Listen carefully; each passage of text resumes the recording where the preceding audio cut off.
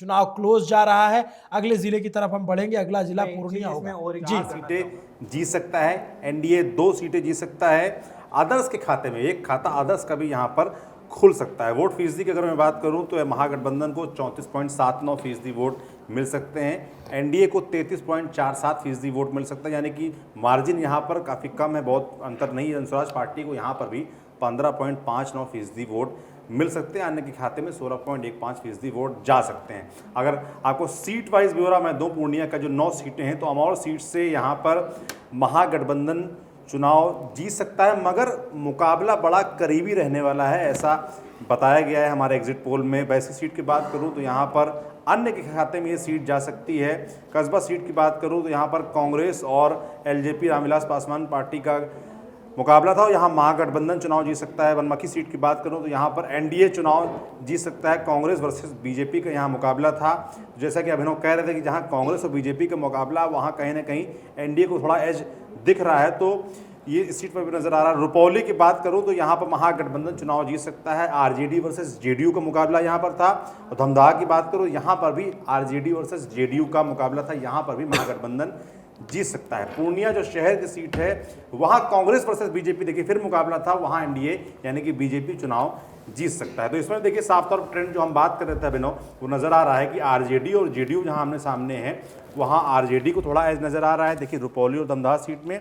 और वहीं आप देखिए पूर्णिया और बनमखी सीट में यहाँ पर बीजेपी कांग्रेस का आमना सामना, ये दोनों लेकिन इस जिले में बीजेपी कांग्रेस से ज्यादा फिर से एमआईएम को झटका लगा, क्योंकि अमौर सीट जहां से अख्तरुल इमाम जो एमआईएम के अध्यक्ष हैं, जो इकलौते बचे विधायक थे, असदुद्दीन ओवैसी सबसे खास आदमी माने जाते हैं, प्रदेश के अध्यक्ष एमआईएम के। पिछला चुनाव वो 50,000 से ज्यादा वोटों से जीते थे। इस बार वो मुकाबले में नहीं दिख रहे हैं। अब्दुल जलील मस्तान कांग्रेस के कैंडिडेट ये सीट जीत सकते हैं।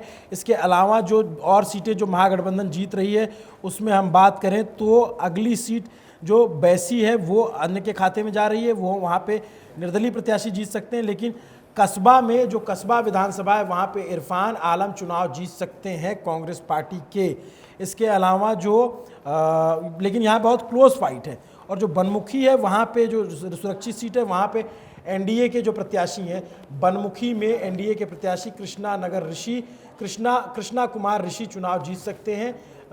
माफ़ कीजिएगा, बनमुखी में कृष्णा कुमार ऋषि ही हैं, वो चुनाव जीत सकते हैं। रुपौली सबसे इंटरेस्टिंग सीट अगली 2000 बताने जा रहे हैं, रुपौली और धमदाहा। रुपौली में बीमा भारती चुनाव लड़ रही थी, और धमदाहा में संतोष कुशवाहा, ये दोनों ही प्रतिद्वंदी थे पप्पू यादव के लोकसभा चुनाव में। दोनों आरजेडी से लड़ रहे थे, दोनों आरजेडी से लड़ रहे थे और दोनों चुनाव लड़ रहे हैं। ये बड़ी खबर है। लेसी सिंह जेडीयू की मंत्री वो चुनाव हार रही हैं, हार सकती हैं धमदाहा से, वहां से संतोष कुशवाहा चुनाव जीत सकते हैं। और बीमा भारती जो जेडीयू से आरजेडी में आई थी, वो भी अपना चुनाव निकाल सकती हैं।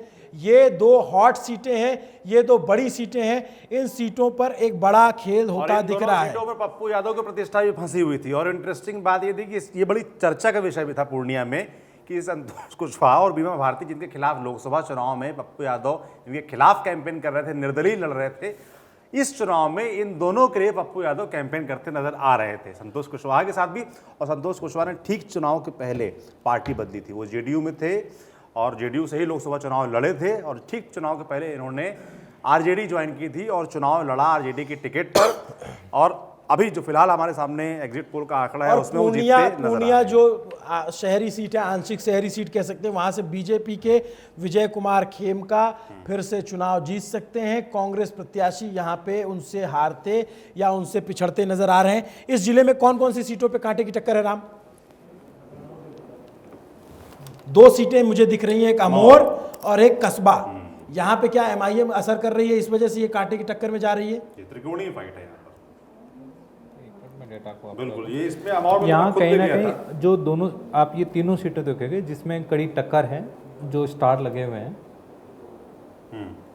जी, तो यहाँ पर एमआईएम का ट्रायंगल इन सारी सीटों पर है, इसलिए एक दूसरे के बीच में कड़ी टक्कर यहाँ पर नजर आ रही है। जो अदर का जो यहाँ पर दिखाया जा रहा है, वो कहीं ना कहीं यहाँ एज MIM ले सकती है, बट अभी इतना एज वो ले नहीं पा रही। कौन इसका आंकड़ा हमारे पास है? लेकिन दो निर्दलीय प्रत्याशी चुनाव जीत रहे हैं जो अलग अलग दलों से समर्थित है। लेकिन बड़ी खबर ये है, हमारा जब जो आंकड़ा है जो 62 के नंबर पे पहुंचा है, 32 सीटें एनडीए जीत सकती है और 28 सीटों पर महागठबंधन 2 सीट अन्य के खाते में जा सकती है। मतलब कि चुनाव बहुत कड़ा है, बहुत क्लोज है। अगर कहीं ये कहा जा रहा था कि एक तरफा चुनाव है एनडीए के समर्थन में, या फिर अभी तक के ट्रेंड में जो दिख रहा है वो नहीं दिख रहा है, चुनाव बहुत क्लोज जाता दिख रहा है। राम, निश्चित रूप से